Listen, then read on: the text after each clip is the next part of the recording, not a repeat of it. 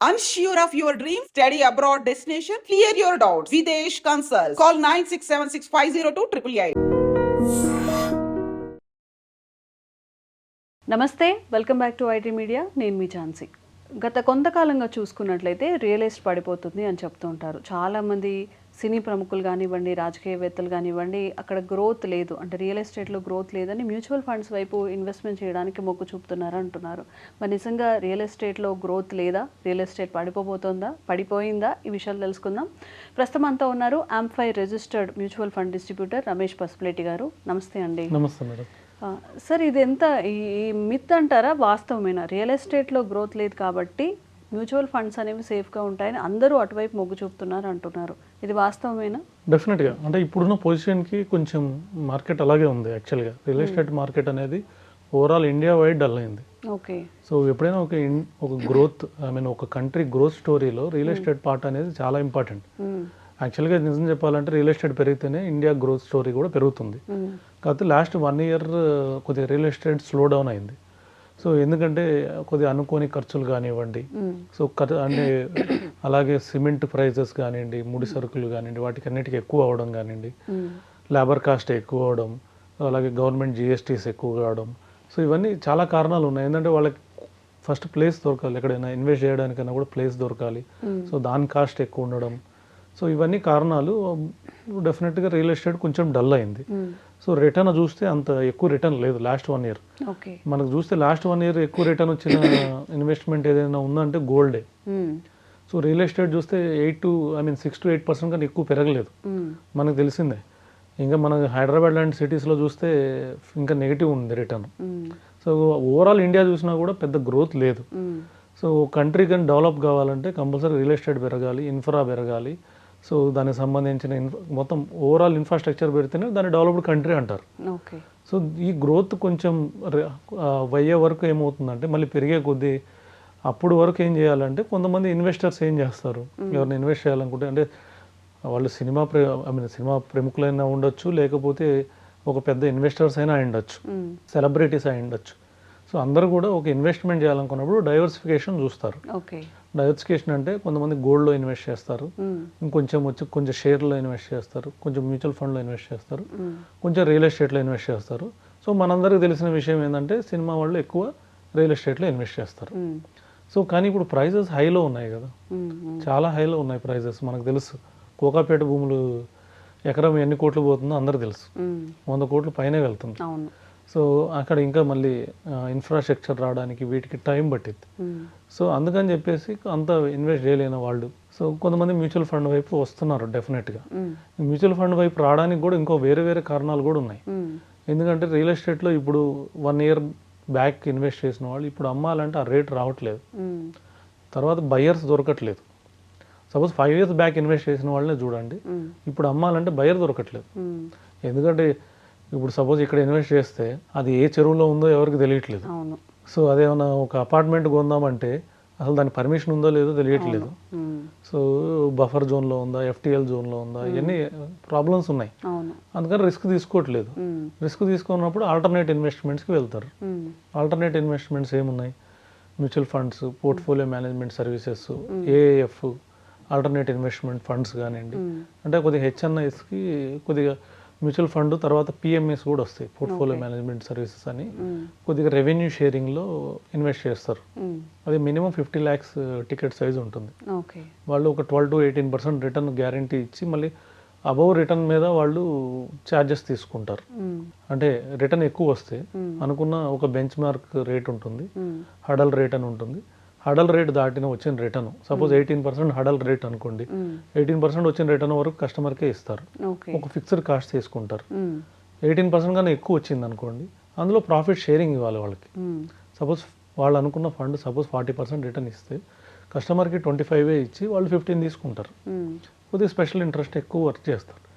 ఇవేంటంటే ఓన్లీ సెలబ్రిటీస్ని లేదంటే హెచ్ఎన్ఐస్ని టార్గెట్ చేసే ఇన్వెస్ట్మెంట్స్ ఇవి, పోర్ట్ఫోలియో మేనేజ్మెంట్ సర్వీసెస్ కానివ్వండి. ఆల్టర్నేట్ ఇన్వెస్ట్మెంట్ ఫండ్స్ అని అందులో వచ్చేసి minimum ticket size 1 crore rupees. So ఈ 1 crore వాళ్ళు తీసుకొని ఎక్కడ ఇన్వెస్ట్ చేస్తారు, కొద్దిగా రియల్ ఎస్టేట్లో కూడా ఇన్వెస్ట్ చేస్తారు. రియల్ ఎస్టేట్లో ఎక్కడ బాగుండిద్ది, సపోజ్ ఈ సిటీలో బాగాలేదు, వేరే సిటీస్లో బాగుండొచ్చు. ఓకే. సో వేరే సిటీస్ ఇప్పుడు బెంగళూరు ఇలాంటి కొన్ని సిటీస్లో ఇంకా భూమి ఉంది, అక్కడ ఇన్వెస్ట్ చేస్తారు. అలాగే ప్రైవేట్ ఈక్విటీ కొంటారు, అంటే కొన్ని కంపెనీస్లో డైరెక్ట్గా షేర్స్ కొంటారు. అలాగే కొన్ని స్టార్టప్స్లో డైరెక్ట్గా ఇన్వెస్ట్ చేస్తారు, వెంచర్ క్యాపిటల్గా ఇన్వెస్ట్ చేస్తారు. అలాగే కొంచెం F&O డెరివేటివ్స్లో కూడా ఇన్వెస్ట్ చేస్తారు. సో ఈ విధంగా ఇన్వెస్ట్ చేసి రిటర్న్ జనరేట్ చేసే ఫండ్స్కి కొద్దిగా అమౌంట్ వెళ్ళింది. ఆల్రెడీ మనం లాస్ట్ 1 year గ్రోత్ చూస్తే PMS AFLకి వచ్చే ఫండ్స్ పెరిగినాయి. సో ఇవన్నీ ఒక సెలబ్రిటీస్ ఒక HNIs నుంచి వచ్చే ఫండ్స్. ఇంకోటి ఏంటంటే మెయిన్ మ్యూచువల్ ఫండ్ ఏంటంటే లిక్విడిటీ ఎక్కువ ఉంటుంది. సో వాళ్ళు ఎప్పుడు కావాలంటే అప్పుడు తీసుకోవచ్చు. 1 year బ్యాక్ ఇన్వెస్ట్ చేశారు. నార్మల్గా పెద్ద వాళ్ళు ఏం చేస్తారంటే ఎక్కువ టైం పెట్టరు, టైం పీరియడ్ 3 years 5 yearsలో వాళ్ళకి లిక్విడిటీ కావాలి. సో వాళ్ళ అవసరాలకి వాళ్ళకి అనుకున్న ఇన్వెస్ట్మెంట్స్కి లిక్విడిటీ కావాలి. మ్యూచువల్ ఫండ్ అనేది ఒక మంచి లిక్విడ్ అసెట్. మనం ఈరోజు ఒక 10 కోట్లు కావాలని అమ్ముతానన్నా కూడా వాళ్ళు అమౌంట్ పే చేస్తారు. మా దగ్గర లేవు అనరు. Suppose 100 crores mutual fund value ఉంది, ఈరోజు సేల్ చేస్తే రేపు మార్నింగ్ సెటిల్మెంట్ అయింది, ఎల్లుండి అకౌంట్లో పడిపోతుంది. సో ఇంత లిక్విడిటీ ఉంది కాబట్టి డెఫినెట్గా కొద్దిగా అమౌంట్ అటు వెళ్ళే అవకాశం ఉంది. ఓకే సార్, మరి మ్యూచువల్ ఫండ్స్లో ఇన్వెస్ట్మెంట్ చేయండి అంటున్నారు. మరి ఆ మ్యూచువల్ ఫండ్స్ అనేవి పడిపోయే ఛాన్సెస్ ఉంటాయి. ఇన్వెస్ట్మెంట్ చేసిన వాళ్ళ పరిస్థితి ఏంటి? డెఫినెట్గా మ్యూచువల్ ఫండ్స్లో అప్ అండ్ డౌన్ ఉంటాయి, కానీ 5 years ఉంటే డెఫినెట్గా 12% రిటర్న్ ఎక్స్పెక్ట్ చేయొచ్చు. 5 years. ఓకే. యాక్చువల్గా సెబీ ఎంపీ డేటా ప్రకారం 7 yearsలో ఉన్న వాళ్ళు ప్రతి ఒక్కరికి 12% రిటర్న్ వచ్చింది. ఓకే. మ్యూచువల్ ఫండ్స్ 7 years ఉన్న వాళ్ళకి. సో 5 years ఉన్నా కూడా 12% రిటర్న్. ఇప్పుడు లాస్ట్ 5 years చూద్దాం, ఇప్పుడు బాగా డౌన్లో ఉన్నాం, స్టిల్ లాస్ట్ 5 years 12% రిటర్న్ ఉంది. ఓకే. డౌన్లో ఉంటేనే. అదే మనం లాస్ట్ ఇయర్ అక్టోబర్లో చూసుకుంటే 15-17% 18% రిటర్న్లో ఉన్నారు. లార్జ్ క్యాప్ ఫండ్స్ కూడా ఉన్నాయి. మిడ్ స్మాల్ అయితే 20-25 దాటిపోయినాయి. లార్జ్ క్యాప్ ఫండ్స్ కూడా 12-15% రిటర్న్ ఉన్నాయి. సో ఏ విధంగా చూసినా కానీ mutual fund liquid asset 12% return అంటే బ్యాంకు వడ్డీ 6-7% కన్నా చాలా బెటర్ రిటర్న్తో ఇవ్వగల ఇన్వెస్ట్మెంట్. ఓకే. అండ్ చాలామందికి ఉన్న డౌట్స్ ఏంటంటే మ్యూచువల్ ఫండ్స్ బెటరా, SIPs బెటరా, మీరు అన్నట్టు ఇంకొక ఆప్షన్ ఈక్విటీ, డైరెక్ట్ స్టాక్స్, ఏది చూస్ చేసుకోవాలి? ఇప్పుడు తక్కువ పెట్టుబడితో ఉన్న వాళ్ళు ఉంటారు, సపోజ్ మంత్కి ఒక 20,000-30,000 సంపాదించే వాళ్ళు ఉంటారు. వాళ్ళకి ఇందులో ఏది సూటబుల్ అవుతుంది? 20,000-30,000 సంపాదించే వాళ్ళు SIP ద్వారానే ఇన్వెస్ట్ చేయాలి. వాళ్ళు వచ్చిన ఆదాయంలో నెల కొంచెం మ్యూచువల్ ఫండ్లో ఇన్వెస్ట్ చేసేదాన్ని SIP అంటారు. వాళ్ళు డైరెక్ట్ స్టాక్స్లో ఇన్వెస్ట్ చేయకూడదు. ఎందుకంటే 20-30 వేలు వచ్చి అందులో తీసుకుపోయి ఒక షేర్లో పెడితే అది మొత్తం 0 అయిపోతే సో వాళ్ళకి మొత్తం అమౌంట్ పోయింది. ఇప్పుడు ఈ షేర్స్లో పెట్టిన అమౌంట్ సపోజ్ మనం 10,000 పెట్టామనుకోండి, ఒకవేళ అక్కడ నష్టం వస్తే 10,000 పోతాయా, లేకపోతే 10,000 మీద వచ్చే ప్రాఫిట్ పోతుందా? షేర్స్లో అయితే మొత్తం 10,000 కూడా పోతుంది. 10,000 పోతాయి. మ్యూచువల్ ఫండ్ అనుకోండి ఒక 20-30% మార్కెట్ పడినా కూడా మళ్ళీ రికవర్ అయింది. షేర్స్లో అయితే మొత్తం 0 అయిపోయే అవకాశం. చాలా స్టాక్స్ చూశాను ఈ అక్టోబర్ నుంచి ఈ డౌన్ స్లోప్లో చాలా స్టాక్స్ ట్రేడింగ్ అవ్వడం మానేసి, ఎందుకంటే వాటికి బయ్యర్లే లేరు, 0 అయిపోయినట్టే. ఓకే. సో కొద్దిగా షేర్స్ హై రిస్క్ ఉంటుంది, అలాగే హై రిటర్న్ ఉంటుంది.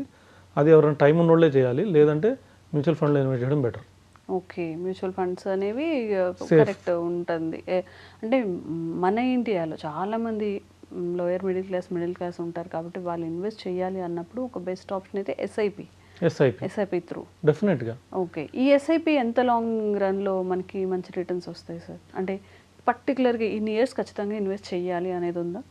డెఫినెట్గా. అంటే మనం ఇందాక అనుకున్నట్టు 5 years ఉన్న వాళ్ళకి 12% రిటర్న్ వచ్చింది, 7 years ఉన్న వాళ్ళకి 12% రిటర్న్ వచ్చింది, లాస్ రాలేదు. 7 years ఉన్న వాళ్ళకి ఇప్పుడు దాకా నెగిటివ్ రిటర్న్ తీసుకోలేదు. ఇది యాక్చువల్గా రోలింగ్ రిటర్న్స్ డాటా మనం ఎండ్ టు ఎండ్ ఏ ఇయర్ నుంచి ఏ ఇయర్కైనా back side 7 years rolling return చూస్తే 12% రిటర్న్ ఉంది, నెగిటివ్ రిటర్న్ లేదు. సో అందుకని 7 years మినిమం ఉండాలి ఎవరైతే SIP ఇన్వెస్ట్ చేయాలనుకున్న వాళ్ళు. కానీ ఎవరైతే గోల్ ప్రకారం ఇన్వెస్ట్ చేయాలనుకుంటారో గోల్ వచ్చిన దాకా ఉండాలి. సపోజ్ నా గోల్ 10 years అనుకోండి, 10 years దాకా అందులో ఉండాలి. 20 years అనుకుంటే 20 years దాకా ఉంటేనే దాని పవర్ ఆఫ్ కాంపౌండింగ్ కూడా 7 years తర్వాత తెలిసిద్ది మ్యూచువల్ ఫండ్లో, అప్పుడే ఎక్కువ పెరిగిద్ది. సో అందుకని లాంగ్ టర్మ్ ఉండడం better. Okay. Thank you sir. Welcome.